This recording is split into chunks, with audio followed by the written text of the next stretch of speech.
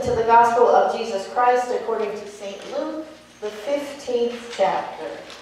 Glory to you, O Lord. Now the tax collectors and sinners were all gathering around to hear Jesus. But the Pharisees and the teachers of the law muttered, "This man welcomes sinners and eats with them." Then Jesus told them this parable.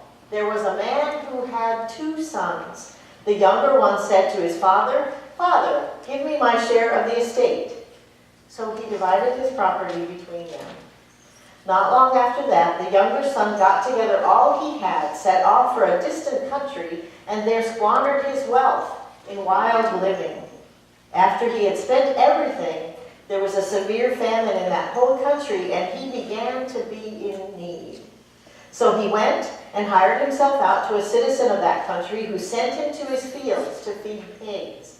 He longed to fill his stomach with the pods that the pigs were eating, but no one gave him anything. When he came to his senses, he said, "How many of my father's hired servants have food to spare, and here I am starving to death. I will set out and go back to my father and say to him, 'Father, I have sinned against heaven and against you. I am no longer worthy to be called your son. Make me like one of your hired servants.' So he got up and went to his father. But while he was still a long way off, his father saw him and was filled with compassion for him. He ran to his son, threw his arms around him, and kissed him. The son said to him, 'Father, I have sinned against heaven and against you. I am no longer worthy to be called your son.' But the father said to his servants, 'Quick, bring the best robe and put it on him. Put a ring on his finger and sandals on his feet. Bring the fattened calf and kill it. Let us have a feast and celebrate. For this son of mine was dead and is alive again. He was lost and is found.' So they began to celebrate. Meanwhile, the older son was in the field. When he came near the house, he heard music and dancing.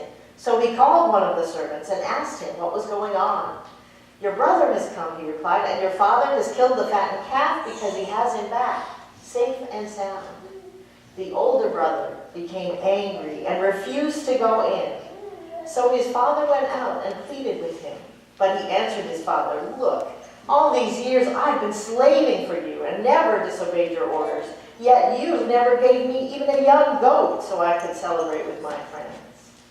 But when this son of yours who has squandered your property with prostitutes come home, you kill the fattened calf for him.' 'My son,' the father said, 'you are always with me, and everything I have is yours. But we had to celebrate and be glad, because this brother of yours was dead and is alive again. He was lost and is found.'" This is the gospel of the Lord. Praise to you, Lord Christ. You may be seated.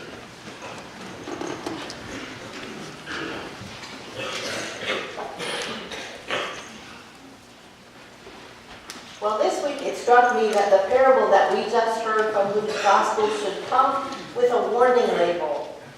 Do not try this at home. This story, if it was applied literally to a household, could only lead to suffering, despair, and in the end, death. Taken on a human level, this story has unhealthy family systems written all over it. How many families in this valley have learned the hard way that if you welcome an addicted family member back, you only allow them to continue down the path of their addiction? How many families with a mentally ill or disabled family member struggle to find just the right balance of helping their loved one or letting them have some independence? How many families are torn apart by fights over the family estate? None of the characters in this story behave in a way that we, in our worldly reality, can admire or imitate. The younger son is a deadbeat ne'er-do-well. The older son is an arrogant killjoy. And the father, well, the father is the strangest of all. But we'll get back to him in a minute. So let's start with the younger son. His first sin is the worst. In asking his father for his inheritance, he is essentially saying to him, "I wish you were dead." In the culture of the ancient Middle East, The second son inheritance would not have been half of the estate. It would have been much smaller. The oldest stood to inherit both the bulk of the property and also the social standing of the father. So perhaps the younger son was distressed and frustrated that just by being born second, he became a second-class citizen. Perhaps he was jealous of his older brother and unwilling to see that in their society, everyone would be better off if he would stay and support the family. As a whole, they would prosper. His father would be happy, his older brother might come to respect him, and his own property would increase. But again, perhaps we can understand his feelings. After all, it is unfair to live in a society that doesn't reward the talents and efforts of individuals, but instead has systems in place to keep them in their place. Birth order doesn't necessarily hold us back. But economic status, level of education, our sex, our gender, our ethnic heritage, or the color of our skin often do here in America, despite how much we talk about freedoms. So the younger son in our story may have had reason to feel unhappy with his life, but his actions betray his motives. Instead of seeking to better himself or his world, he runs away and wastes his inheritance, spending it wildly until he hits rock bottom. Facing starvation and humiliation, he decides he really was better off at home and sets his face to return there, working up a repentant speech along the way. The sincerity of his speech seems debatable to me, but in the end, it turns out that the level of his sincerity doesn't really matter. The older son shows his true colors when the younger son returns, and really, he doesn't seem to think any more of his father than his brother did. Listen again to what he says to his dad while standing angrily outside as the celebration goes on. All these years I've been slaving for you, and I've never disobeyed your orders, but you never gave me even a young goat so I could celebrate with my friends.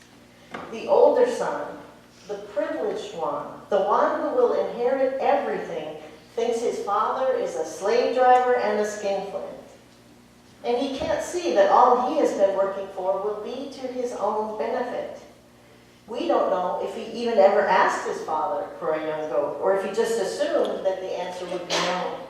He is certainly unhappy that his brother is back, jealous that the affection he thinks his father has denied him is being shown toward his deadbeat brother.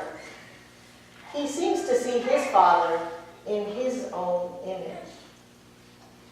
And this brings us to the father.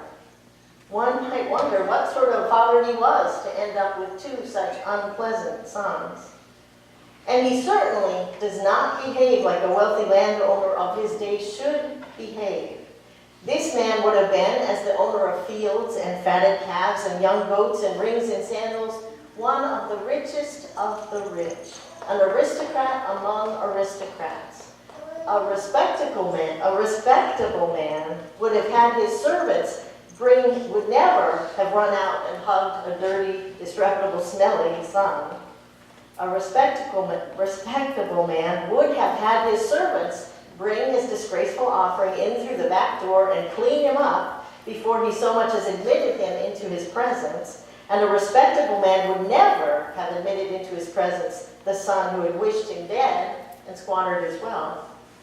Such a man should not even have gone out to speak to his older son. There were servants for that, as the older son certainly knows, because he calls the servants to find out what's going on in the house.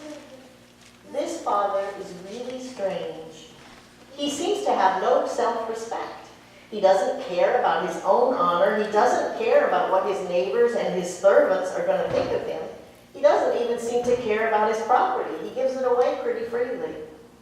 All he seems to care about is the life and happiness of his two very different, very unpleasant sons. It's important for us at this point to remember that this is a parable, and to remember to whom Jesus is telling it. Jesus is speaking to a mixed crowd who have gathered around him. The tax collectors and sinners are there because he welcomes them and treats them like human beings regardless of how they earned their labels.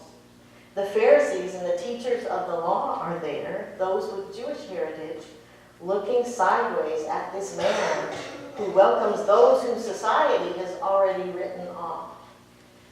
Jesus has just told this mixed group of people two other parables before this one, the lost sheep and the lost coin, both of which have a main character who behaves in a similarly obsessive-compulsive way, similar to the father in our parable today.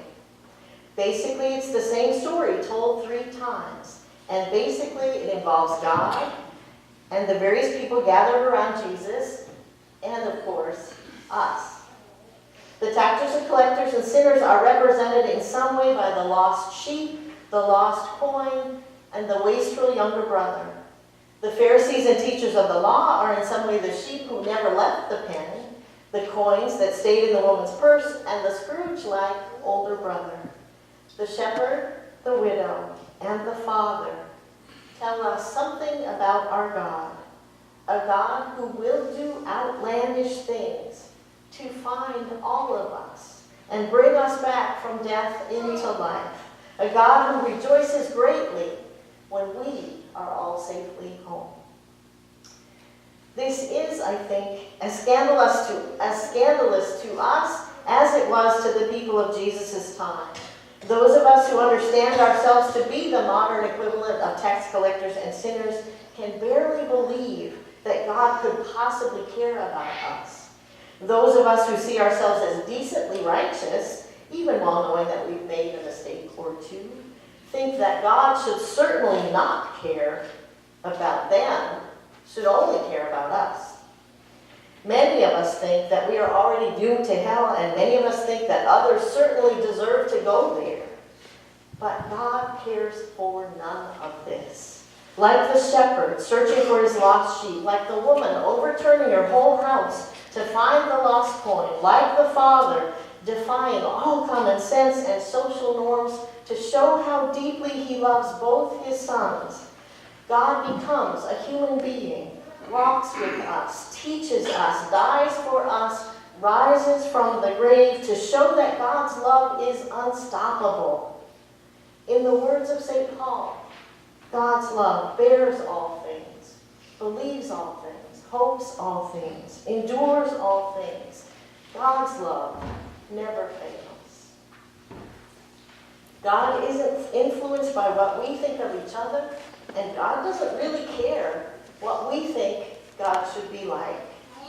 God enters this world quietly, like a thief, as Scripture says, to find all of us, to subvert all our wickedness, all our self-hatred, and all our pride, to die among us and for us, and to raise us up, healed and whole, to join in the great celebration, the great feast given in love that will last for all eternity.